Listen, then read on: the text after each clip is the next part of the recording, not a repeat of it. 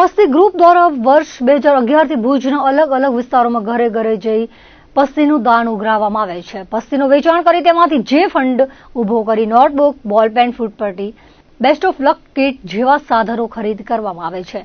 ભુજની સરકારી શાળામાં અભ્યાસ કરતા જરૂરતમંદ વિદ્યાર્થીઓ માટે શૈક્ષણિક કીટ તૈયાર કરવામાં આવે છે. છેલ્લા 13 વર્ષથી યોજાતા કાર્યક્રમ અંતર્ગત અત્યાર સુધી અંદાજે 19,000 વિદ્યાર્થીઓને શૈક્ષણિક કીટનું વિતરણ કરવામાં આવ્યું છે.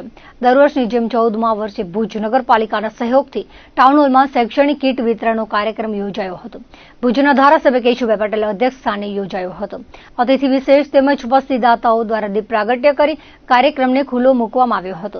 સરકારી શાળામાં અભ્યાસ કરતા જરૂરતમંદ વિદ્યાર્થીઓએ તાળીઓના ગડગડાટથી આમંત્રિત મહેમાનોનું સ્વાગત કર્યું હતું.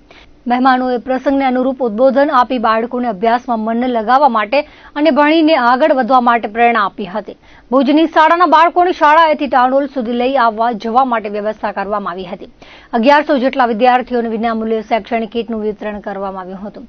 ધારાસભ્ય કેશુભાઈ પટેલ અને ડોક્ટર મુકેશ ચંદે દ્વારા જણાવવામાં આવ્યું હતું કે આવતા વર્ષે પસ્તી ગ્રુપ દ્વારા વિદ્યાર્થીઓને વિતરણ કરવાની શૈક્ષણિક કીટમાં અમે પણ સહભાગી થશું. સમગ્ર કાર્યક્રમમાં જે શૈક્ષણિક કીટ બનાવવાની અને વિતરણ કરવાની વ્યવસ્થા પસ્તી ગ્રુપના સભ્યો દ્વારા કરવામાં આવી હતી. બાળકોને ઇનામ રૂપે શૈક્ષણિક કીટ મળતા તેમના ચહેરા પર અનોખો સ્મિત લહેરાયો હતો.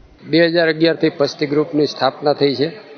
આજના દિવસે અમે 1100 વિદ્યાર્થીઓને કીટ વિતરણ કાર્યક્રમ હતો. એમાંથી 400 વિદ્યાર્થીઓને ટાઉન હોલમાં બોલાવવામાં આવ્યા છે. એ બધાને પસ્તીદાતાઓ શ્રીના હસ્તે કીટ વિતરણ કરવામાં આવ્યું છે અને બાકીના વિદ્યાર્થીઓને એની સ્કૂલમાં જઈ અને કીટ આપવામાં આવશે.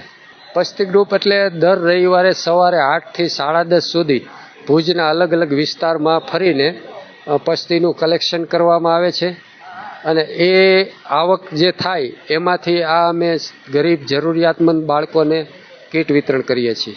આજે ભુજના અમારા પસ્તીદાતા છે અને ધારાસભ્યશ્રી છે કેશુભાઈ પટેલ, પછી નગરપાલિકાનો દર વખતે સહયોગ હોય છે એવા નગરપાલિકાના મહીદીપસિંહ જાડેજા કારોબારી ચેરમેન, રાજેન્દ્રસિંહ જાડેજા, ડોક્ટર મુકેશ ચંદે સાહેબ, પ્રફુલ્લસિંહ, આવા બધા અલગ અલગ ક્ષેત્રના બી પસ્તીદાતાઓ નિષ્ણાંતો હોય જે પોતાના ક્ષેત્રના એ બધા અગ્રણીઓ હાજર હતા. અત્યારે અમે 15 સ્કૂલોને વિતરણ કાર્ય કરવામાં આવ્યું છે.